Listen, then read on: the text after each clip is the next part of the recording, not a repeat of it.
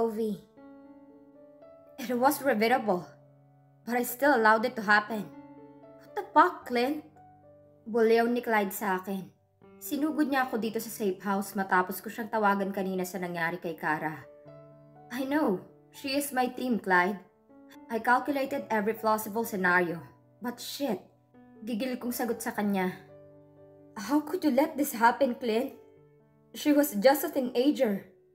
Paninising tanong ni Clyde. Gusto ko nang iuntog ang ulo ko sa pader. It was all my fault. My men are not enough against Tita Elizabeth. Rem and Ryder were in the ICU. It concerned them on the secret route I sent Rem, but it was still traceable. I did everything I could, Clyde. Don't you dare blame me for all that happened. Ganting sagot ko sa kanya. Who else to blame, Clint? Galit na galit niyang tanong, nanahimik ako. We both love Kara. Ang bata pa niya para maranasan ang ganitong pagsubok. Clyde was right. He specifically told me not to agree with Kara, kahit magalit pa ito. Still I said yes sa pagmamakaawa niya. Kainis. Agad akong lumabas ng conference room. Track her down. Galit kong utos kay Brylon. Kita kong pag-iling nito pero wala akong narinig na reklamo. Kara's microchip has been disabled, Clint. Anito, makalipas ang ilang minutong pagkakalikot sa laptop niya. How about her phone? Tanong ko ulit sa kanya. I already did before you came in. It was turned off. Agad niyang sagot. Kainis. Gulong-gulo na ako kung saan nahanapin si Kara. Kung saan siya dinala ng napakasama niyang ina. How could she do this to her own daughter? She killed her husband knowing that she could get half of his wealth. But Elizabeth was wrong. Not even a cent. Bri, how about Yaya Seding? Did you activate her microchip on her legs? Gigil kong tanong sa kanya. Agad nagliwanag ang kanyang muka. Hindi ko agad naisip yun. Dahil sa dami ng nangyari. Ilang minuto pa umilaw ang signal ni Yaya. Monitor. Kara's rescue operation is in full swing. To plan and carry out the rescue operation, I gather my men. I will go. Puno ng penalidad na saad ni Clyde. Ayoko sanang pumayag dahil baka mapahamak ito. Still wala akong magawa para pigilan siya. In order to reach the mataas na Kahoy Lobo, Batangas, we must travel for a few hours before reaching Kara's location. Our top priority will be to keep both of them alive. Is that clear? Chorus naman silang sumagot. Suit up! Agad akong lumabas sa conference room at dumiretso sa infirmary to gather all my gear. Nandun na si Clyde, nag-aayos. Hindi niya ako pinansin. I can't blame him. I wanted to use the chopper, but it would be obvious. Gusto kong salakayin si Darius at Elizabeth at night, that they aren't ready. Gabi na kami makakarating doon. Sigurado ako hindi sila handa. This is my plan. The element of surprise. Kara's POV. It was a painful slap, but I didn't show it to my mother. I have been in pain every day because of my training. Rem was tough on me. I trained a real apprentice. Ngumisi ako at itinaas ang aking kilay. Babae ka nga. You slapped like a bitch. Insultong sabi ko sa kanya. You're weak, Kara. Pathetic and stupid. Bulyaw ng aking ina. Really? Why don't you remove the rope and see if I am weak? Malakas kong sigaw. Humalakak lang ito. Nilingon ko si Yaya. Wala pa rin siyang malay. Duguan ang parteng hita niya. What the hell did you do to her? Galit na galit kong tanong. Save your rage, Kara. You're gonna need that later. We'll play. You'll like that? Ngising tanong ni Mami sa akin. Where is my dad's journal? Are you really that desperate to kill me? Maanghang kong tanong sa kanya. Isang malakas ulit na sampalang natikman ko. Tumabingi ang aking leeg. I tasted my blood. Matapang ka lang naman kasi nakatali ako, Elizabeth. Pang-insultong wika ko. Her face changed. How does it feel, mother? Mas mahirap ka pa sa daga. Tago ka ng tago. Look at you, daig mo pa ang pulube. Naliligo ka pa ba? I smell you from here. Nasusuya akong buwelta sa kanya. She clapped her hands. Fighter and fisty. Dinakma niya ang buhok ko sa likod at itinaas ang aking muka. Itong tapang na pinapakita mo, mamaya mawawala yan at nagmamakaawa ka. Bulong nito sa akin. Tingnan ko lang kung hanggang saan ang tapang mo, Kara. Marahas niyang binitawan ang pagkakasabunot sa ulo ko. The fact still remains. Mother, daga ka pa rin na nagtatago kapag andyan ang pusa. Sisiguraduhin kong mabubulok ka sa kulungan. Malakas kong sigaw. Napatigil siya at agad akong binalikan. Hinawakan niya ng mabalasik ang aking panga. Ramdam ko ang sakit noon. Ito ang tatandaan mo, Kara. Hindi pa pinapanganak ang magpapabagsak sa akin. Namamanhid ang aking pisngi. Umisi ako sa kanya. Ramdam ko ang pagtulo ng dugo sa gilid ng aking putok na labi. Just make sure you kill me, Mother.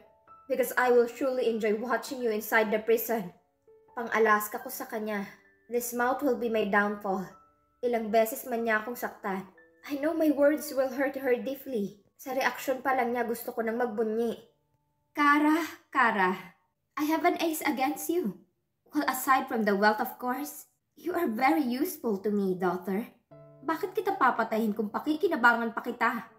Nanghahamit niyang tanong sa akin. I was running out of words against her. Besides, Switzerland is the safest way, isn't it? Sinalakay na ako ng takot, pero hindi ko yun pinakita. My ability to hide my emotions is one of my assets. Of course, Mother. But hey, I already signed the transfer of my wealth to my legal guardian. Sorry, Elizabeth. You're a bit late. Medyo tanga rin kasing plano mo. Agad nagbago ang muka. There! That's the Elizabeth I know. Oops! Did I hit some nerves, Mother? Ngising tanong ko sa kanya. But that was a wrong move I made. When Elizabeth pointed her gun at Yaya Seding, nanlaki ang aking mga mata. Sadara! Masyado ka atang nag-e-enjoy sa pagiging sleeping beauty mo. Wake up! Sinundot-sundot niyang sentido ni Yaya, gamit ang dulo ng baril niya. Agad nagpupumiglas si Yaya nang naalimpungatan siya. Namutla ang kanyang muka sa takot. Anak! Yaya Seding shouted. What were you saying again, daughter? What do you think about refreshing my mind before I pull the trigger? Naumid ang aking dila. Nalalamig ako. Takot ang unang lumukob sa akin. Not for my safety, but for my Yaya's life. Kara! Cat got your tongue, daughter? Sinabayan niya yun ng nakakainsultong halakak. Stay away from her! Madiing utos ko. Alam kong wala akong kakayahang ipagtanggol si Yaya dahil nakatali ako. Or what about Kara? Did you forget? You're tied up. You can't do anything about it. Bigla na lang umalingaw-ngaw ang malakas na putok. Napasigaw si Yaya. Yaya Seding! Hindi ko na napigilan ang luha sa aking mga mata. I swear, I will kill you myself! Halos maputol ang ugat sa aking leeg. Yaya, look at me please! Nagmamakaawa ako sa kanya. Kita akong pag-agos ng dugo sa sahig. Binaril ni Elizabeth ang hita niya. Parang binaril na rin niya ang puso ko. Seeing her in pain and bleeding. Did I get your attention now? Oh, you're crying. Nakangising drama niya. Hayop ka, Elizabeth. Wala kang kasing sama. Hayop! Bla bla bla bla. Palakad-lakad dito sa harapan ko. Now sign this. Then we're done. Ganun lang kadali. Ginagalit mo pa ako. Bulalas niyang sigaw. Nanginginig ang kamay ko. Ilang beses kong binalingan si Yaya. Nakabusal ang kanyang bibig. Impit ang kanyang pag-iyak. Looking at her like that made my heart in agony. How can I sign this if my hands are tied up? Inutusan niyang tauhan nito na kalagan ako ng tali sa kamay. Madali ka naman palang kausap. Sana tinuluyan ko na dati pang mahal mong Yaya. Pangiinsultong saad nito. Tiningnan ko siya ng matalim. Ang demonyong katulad mo, Elizabeth, dapat nabubulok sa bilangguan. Itong pinirmahan kong ito, this is not valid. You know that, don't you? Matapang kong tanong. Oh no, darling, it is valid.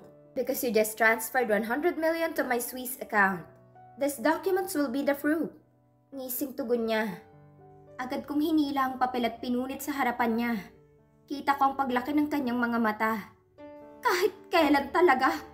Ulitin mong pirmahan yan o pasasabugin kong utak ng ina mo. Nanlaki ang aking mga mata. Am I hearing it right? Elizabeth says ina ko?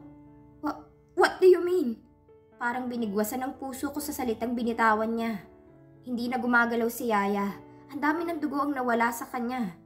Help her please! Stop the bleeding! Naiiyak kong pakiusap. Marunong palang makiusap ang katulad mo. Akala ko puro angas at tapang ka lang. Takot ka rin palang mawalan ng ina.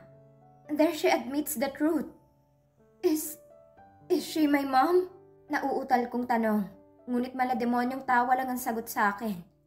Are you that desperate to have a loving and caring mom? Aren't you? Patuloy ang tanong nito. Tell me the truth. Is she my mom? Umalsa na ang dugo ko sa ulo sa tindi ng galit sa aking puso. If there is a possibility that Yaya was my biological mother, I am holding to that hopeless hope. Kahit gagahib lang pag-asa lang yon, kakapit ako. You want to know the truth? Pangahamon niya sa akin. Then sign it, and I will give you the journal. Para makilala mong halimaw mong ama. Malakas na tawang saad niya, nanlilisik ang aking mga mata. Stop the bleeding, and I will sign this. If not, then kill me. Para pare-pareho tayong mawalan. Seryosong sigaw ko sa kanya. Talian ang binti ng babaeng yan. Agad namang tumalima ang tauhan ni Elizabeth. Buti na lang may puting benda sila. Bawat ikot ng benda sa hita ni Yaya parang akong nasasaktan. Nang matapos mabendahan ng sugat ni Yaya, mabilis na binaling ni Elizabeth ang atensyon niya sa akin. So, there, done. Buhay pang mahal mong Yaya. Dramang saad niya. Yeah. Sign that. Then I will read the journal of your beloved dad. Shall we? Hindi ako makakilos. Pakiramdam ko namamanhid ang aking buong katawan. Hawak-hawak na ni Elizabeth ang journal ni Dad. Hindi ko alam kung ano ang una kong maramdaman. Takot. Takot ang unang sumalakay sa akin. Can I have that without you reading it? Hindi ko alam kung nakikiusap ako. Pero ayokong malaman ang katotohanan sa ganitong paraan. Looking at Yaya right now, I am in very vulnerable state. Ay! Bigla kang naging maamo ah. Hindi ito ang karang kilala ko. What made you change your mind, darling? Insultong tanong nito. I will read it alone, I said. Nakiusap na ang boses ko. I wasn't ready, not now. Well, since I am in the mood to read the tragic story of your heroic dad, why don't we start? Pangaasar nito sa akin. Fine, I'll sign it. Can you just not read it? Besides, no, he's my biological father. Kita ko ang gulat sa kanyang mga mata, pero agad din itong nawala, napalitan ng ngisi. So, are you ready to listen now? Panghahamit niyang tanong. Hindi talaga ito titigil. Pinagpapawisan ako ng malapot nang buksan niyang journal at nanlalaki ang kanyang mga mata. Dan, there, I sign it. Give it to me. Malakas kong sigaw. Tinaasan niya ako ng kilay sabay ngisi. I have a question for you then. Would you change how much you adored your father if you found out how demonic he was? Would you hate him? That he wasn't the ideal father you knew he would be? Mahabang tanong nito. Hindi ako nakasagot. Naumid ang dila ko.